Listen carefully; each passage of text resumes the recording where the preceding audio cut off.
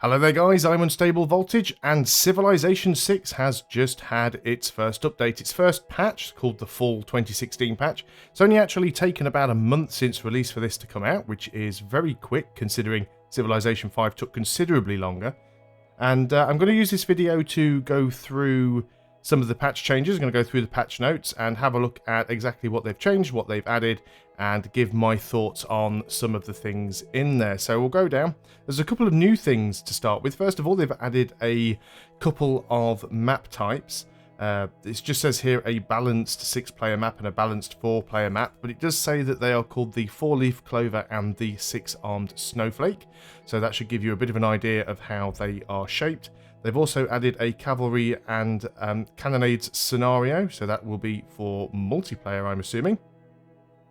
Larger starting army and additional starting techs, time limit 50 turns, and the goal is to possess the largest territory, so that's what that scenario is. They've also added DX12 support and Logitech ARX support as well. But the important thing for us are the gameplay updates and the balance changes. So it says they've added some additional notifications, doesn't really go into any detail to say what those notifications are. Hopefully useful things like if a unit gets attacked, it'll tell you what has attacked it and things like that. I can't really think of too many notifications that are missing, but because it doesn't really go into much detail, it's difficult to tell exactly how useful the ones they have added are. Added a time defeat for running out of time. This is always disabled if a score victory is available. So I suppose if you are running a game with the timer enabled, so you've got a normal, say, 500 turn standard game, but you've disabled score victory, you'll still get a timed defeat if you get to turn 500. Added additional hotkey support for next unit and next city, very nice. There were quite a few hotkeys missing that were in Civilization 5. Added the ability to rename cities. Well, that is quite a nice thing to see in there. Obviously, it doesn't really make any difference at all to gameplay, but you could rename cities in Civilization 5 and 4, and I think several of the previous ones.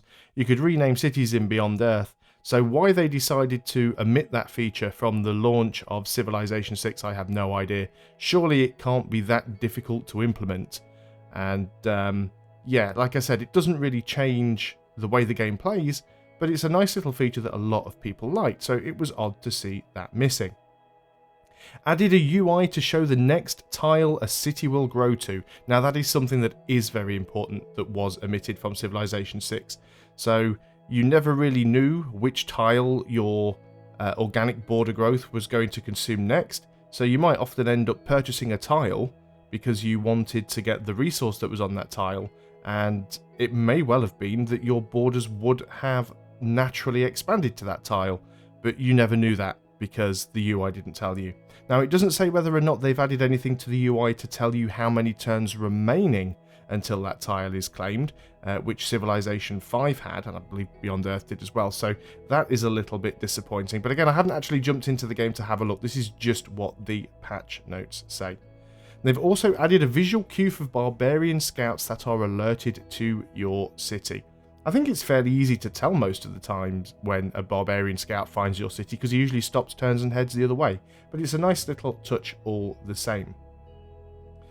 Change the Dan Quayle rankings. I have no idea what that is, so we will move swiftly on. So the balance changes.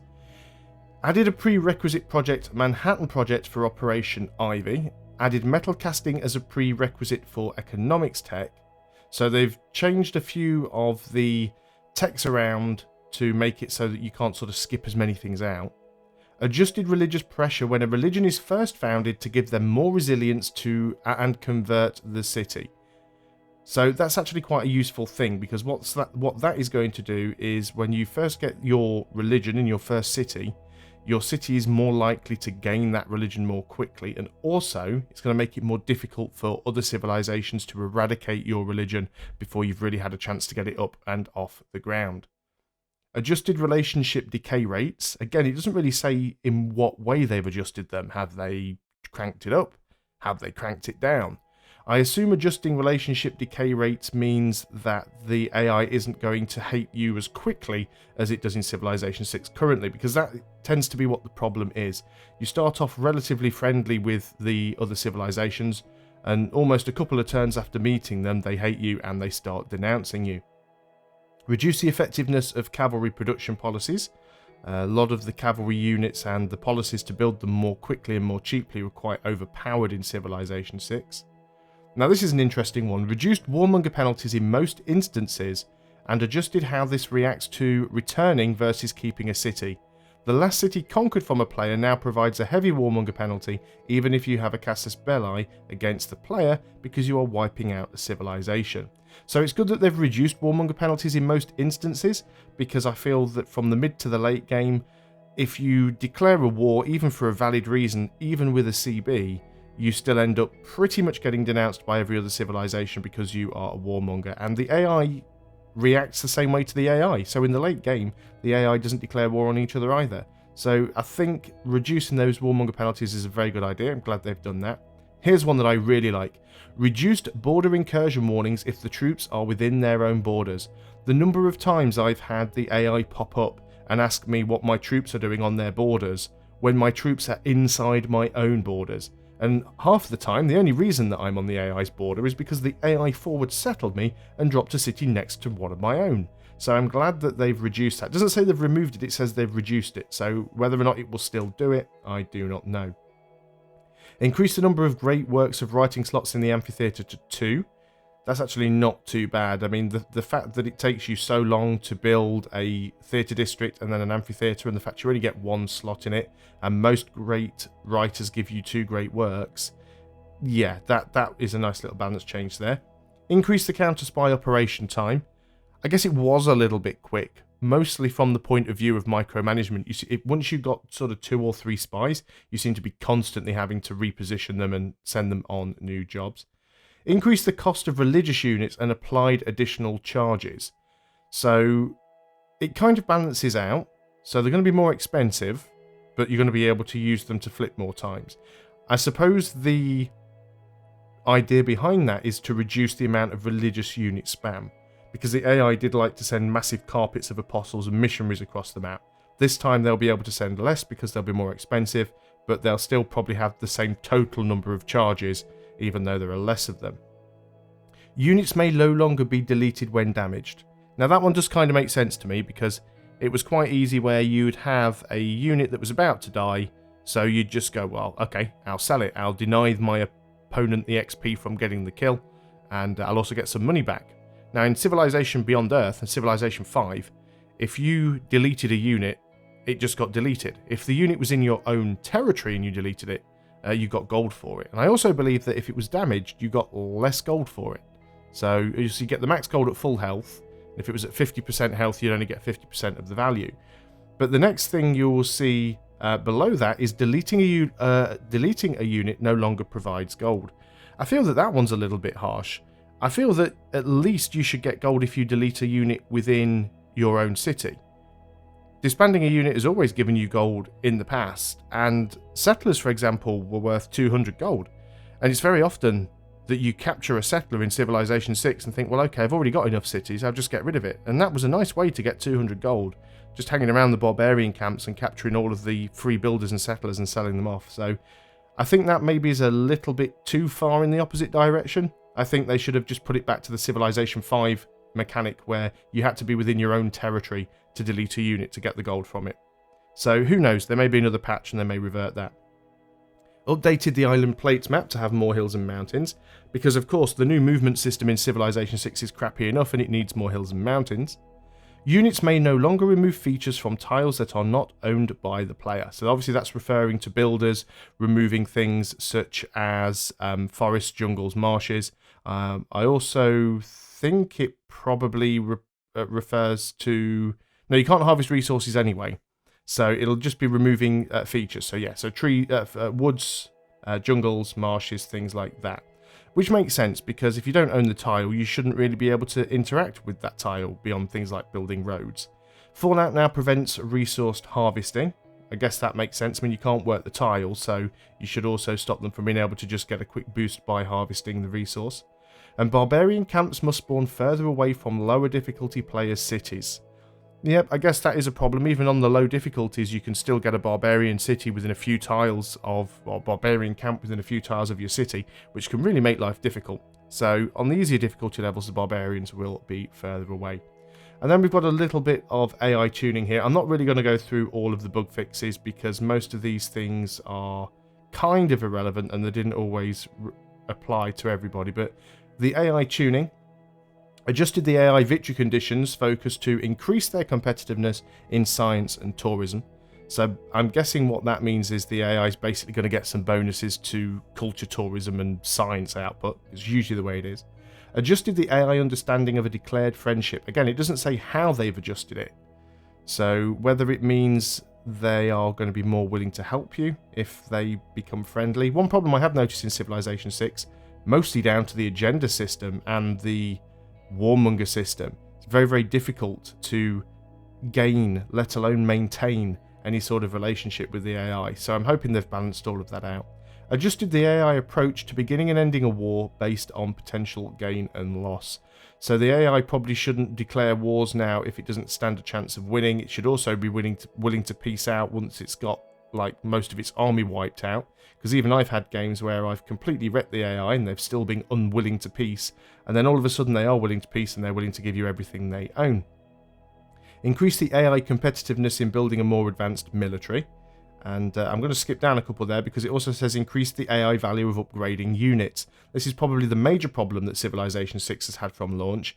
The fact that the AI doesn't really build many units, and when it does, it tends to stick with older units. I've just finished a game where I was running around with cannons and infantry, and some of the AI was still using cavalry, warriors, and crossbows, and the AI very, very rarely ever upgrades their units, so hopefully that's going to be fixed. Increase the AI usage of Inquisitors, especially Philip. Okay, fair enough. Increased the use of AI settler escorts, so they should make sure they've always got a unit with their settlers. Tuned the AI usage of units that cannot move and shoot like catapults. Now, it's usually the city-states that are guilty of that. City-states love to spam out catapults when ranged units would probably suit them far better. Tuned the AI city and unit build planning. So hopefully they've made a few tweaks to the AI so that they put their districts in slightly better places. And they've also improved the ability of city-states to maintain a strong military. So hopefully we shouldn't be seeing the city-states getting wiped out by the AI on every single game. So that's all quite nice. I'm going to skip the bug fixes. Going to skip the visuals. Going to skip the multiplayer. And we're just going to go down here and have a quick look at the UI upgrades. Added a number of specialists working a tile, very nice. Added some additional icons for espionage and promotions, etc. Added additional Civilopedia shortcuts, including right-clicking a unit portrait. Thankfully, finally, we have the ability now just to right-click on something and go to it in the Civilopedia. Again, a simple thing. It was in Civilization 5. Why didn't it make it into Civilization 6? When you've got something that's easy to implement, works well, and everybody knows and loves it, why remove it? What is the point? Added the signature to the Diplomacy Action View Deal View so that we can differentiate between duplicate players. Also added multiple screen name in Diplomacy. I have no idea what that means. Added trade route yields to the report screen. Added City Centre to the City Breakdown panel. Well, the city centre was already kind of there, I suppose. Not too sure exactly what they've changed there. Added rewards and consequences to mission completed pop-up, so that must be for city-states. Updated the leader chooser when beginning a new game. Okay, that's interesting. Updated the endgame victory screen. Updated the multiplayer staging room. Updated city banners. Again, not really giving a lot of information as to what they've actually updated. Updated the espionage mission chooser flow. Now, hopefully that means they've made it a little bit easier to send a spy to a new city and then tell them what to do, because at the moment there's quite a few surplus clicks that you have to go through to get there.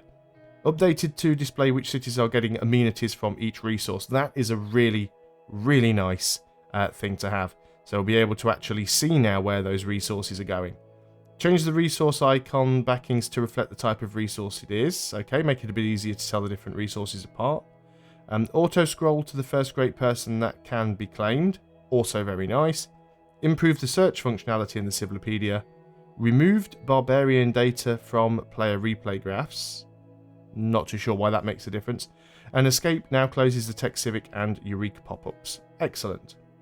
When loading a game, the era blurb will be the current era of the save game rather than the starting era of the game. Interesting, era blurb. I wonder if that's the old Sean Bean annoying quote that everybody gets sick of, if they've changed that. I'll have to load that up and have a look. And yeah, not too bothered about the audio.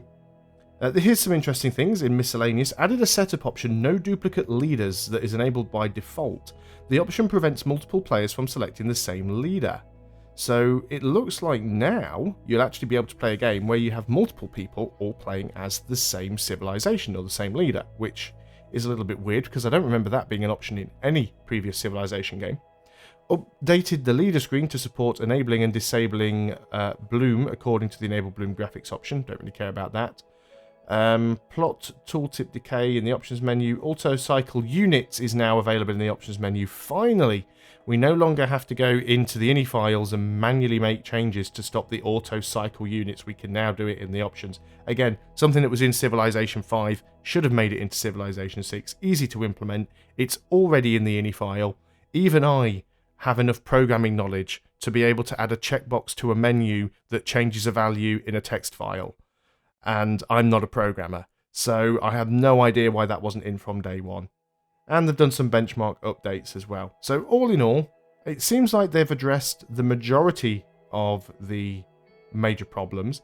I can't think of any off the top of my head that I don't see listed here. Of course, I haven't had a chance to play yet with the new patch, so I don't know whether or not these changes have actually solved the problems. They say that they've tuned things and adjusted things and fixed things. It doesn't mean that the issues are completely gone. They may just be slightly resolved. So I am interested to see how that all works out. But I hope you found this video useful. If you want to go and read this yourself, you can just go onto your favourite search engine and just type in Civilization 6 update. But you can see the link to it up there. I'll put it in the description for the video anyway. If you want to go and click on it, follow that off, and you can read all of this for yourself. But yeah, hopefully now this should make Civilization 6 a bit more of an interesting and fairer game. Unfortunately, it still doesn't say too much about balancing out the AI, but it took them years to do that with Civilization 5, so I don't hold a lot of hope for that one. Anyway guys, thanks for watching. I'll see you on the next video, and until then, goodbye for now.